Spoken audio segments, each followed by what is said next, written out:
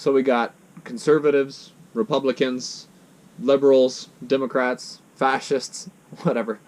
There's all these terms that we like to use, these categories that we like to put ourselves in. But let's be careful not to slap these labels on God. As we know, there are many forms of leadership and political structures in the world.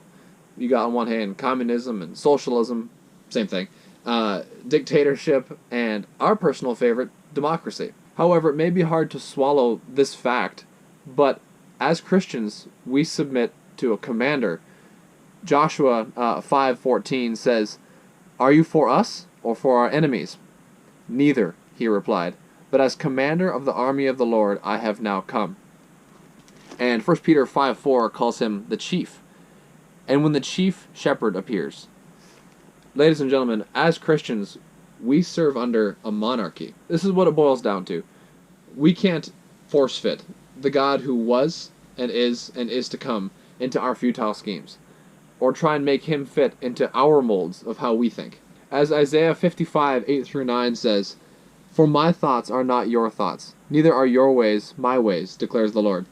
As the heavens are higher than the earth, so are my ways higher than your ways, and my thoughts than your thoughts." See, we can't force him into our little box. It's impossible. See, Deuteronomy 10:17 calls him the Lord of Lords. And Revelation 17:14 calls him the King of Kings. And in Revelation 21:6, he's called the Alpha and the Omega, which means the beginning and the end. Hebrews 1:3 calls him the sustainer of all things. Acts 3:15 calls him the very author of life. Psalm 147:5 describes him as all-knowing. And 2 Chronicles 20 verse 6 as all-powerful. And Psalm 139:7 as ever-present. You see, God is so other from us. It can't even be compared. Psalms 2 says, everybody is plotting and conspiring and gathering together and taking their stand against the Anointed One. And it says that the one who sits in the heaven laughs. The Lord scoffs at that. See, God, speaking of Israel in Genesis 17:7 says, "I will establish my covenant to be your God and the God of your descendants after you." See, God's original intent was to have a group of people that were different because they had Him as their king. And God warned them about the disadvantages and the problems of having human kings and all the struggles and hardships that that would bring in 1 Samuel chapter 8. But sadly, the people wanted it anyways. And as we see throughout the ages, God in His grace has actually allowed mankind to try various human leaders.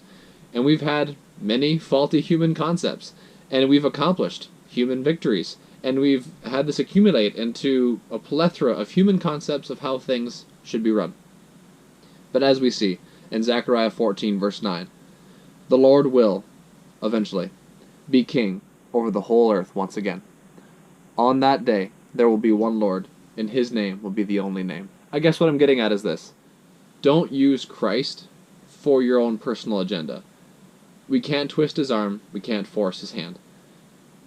Don't misuse the name of Christ to advance your political group or ideology. During the Civil War, one of President Lincoln's advisors said that he was grateful that God was on the side of the Union.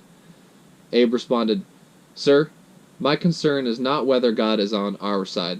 My greatest concern is to be on God's side, for God is always right."